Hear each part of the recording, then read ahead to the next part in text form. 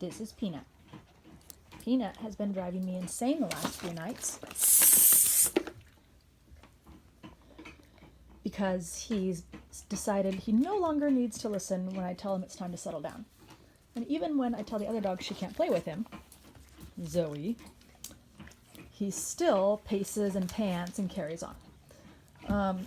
He's got a lot of confidence, and so what happens is that I say, settle down, and he kind of goes, not sure I have to listen. So one of the things I've been doing to teach him that yes, you really have to listen is taking him for lots of walks.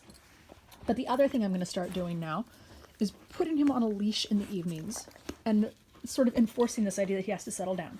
In fact, so he's stopped goofing around and playing on his leash, which is what I wanted. I was hoping he would settle on his own, but he's not. So I'm going to lift until he sits. Good boy. There's a bone around here somewhere that he likes. There it is. There you go. Yes, that's right. Biggest bone ever. No, Zoe. So I shoved her aside with my knee. And she's about to get poked because she just came back.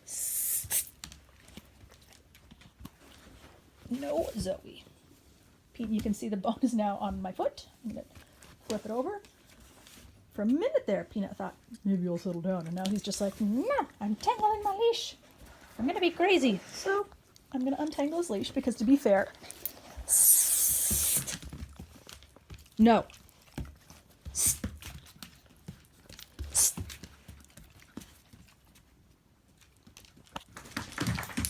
Back to the leash. You see how it's wrapped around his leg here and then it's wrapped under his belly?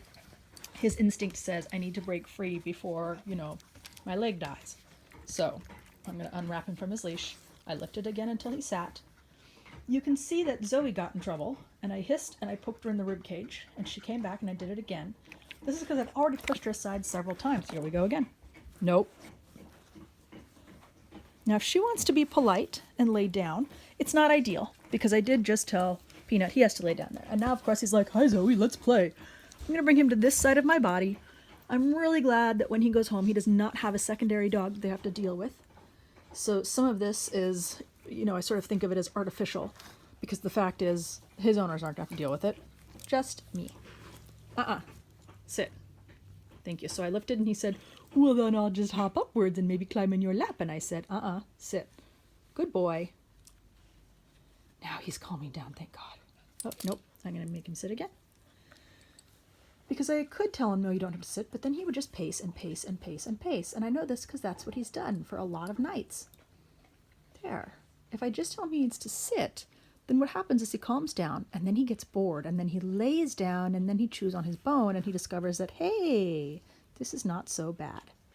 The other thing to notice, and I'm going to zoom in here, you see how he looks like he's smiling? His lips are pulled way back, so far back that there's like deep shadows around them. If he didn't have all that fur, we'd probably be seeing his back molars. The other thing to notice is that he's flashing the whites of his eyes. It's very subtle, but when he stops having a good scratch here, I'm going to zoom back into his eyes, and you'll see that in the very, very tippy corners, there's little whites that sort of flash off and on. Those are both stress signs. Now, his ears aren't pinched against his skull, which would be the third stress sign. Does that feel so good? Which tells me that everything about his body language, his tail is up. He's not saying, I don't feel good. He's saying, I want to go do something. And then those stress signs, really they're telling me that he's hyper aroused right now, which has nothing to do with anything sexual. Sit, please. Thank you. There's a whites of the eyes. What it means is that he's hyper, and his brain has turned off, and he's not going to learn very well. He's not going to listen very well. No. Excuse me. No. He's just going to react to things like a little kid that has gotten so hyper that they are just not thinking anymore at all. And that's where he's at. And that's part of why, I am not hissing and poking at him for being a little frustrating, where he's kind of like, no, I'm not going to sit, and now I'm going to get back up, and now I'm going to pace some more. He's not getting in trouble for that because he is not in his right mind when he has those signs. My job now, as the human, is to say, okay, then I need to calm you way down so that you start learning to calm yourself down. So we don't have to deal with this all the time. Those kinds of hyperarousal signs, when they're excited like this, I often refer to it as mania. And because it's coming from an excited, energetic place.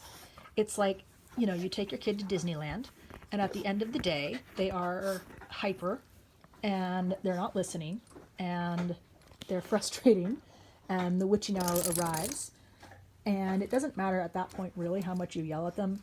If you do, they're just going to go into, hyper screaming temper tantrums and then go right back into being hyper. That's kind of where he's at, only dogs don't have screaming temper tantrums generally. So I'm just going to manage him until he's calm enough that he'll start doing it on his own. And that's probably going to take me several days. So every night from now on, we are going to settle down and chew our bone. We can do some snuggling or some brushing, and he needs to learn how to calm himself down. Hi, Zoe. Zoe got in trouble. She's not manic. She's not panting. She's got some whites of the eyes showing. She's a little stressed, but she's not panting. Her ears aren't pinched. So I know her brain is working. So she got in trouble, and she calmed right down because her brain is working. And she went, oh, you don't like it that I'm doing that. Yay.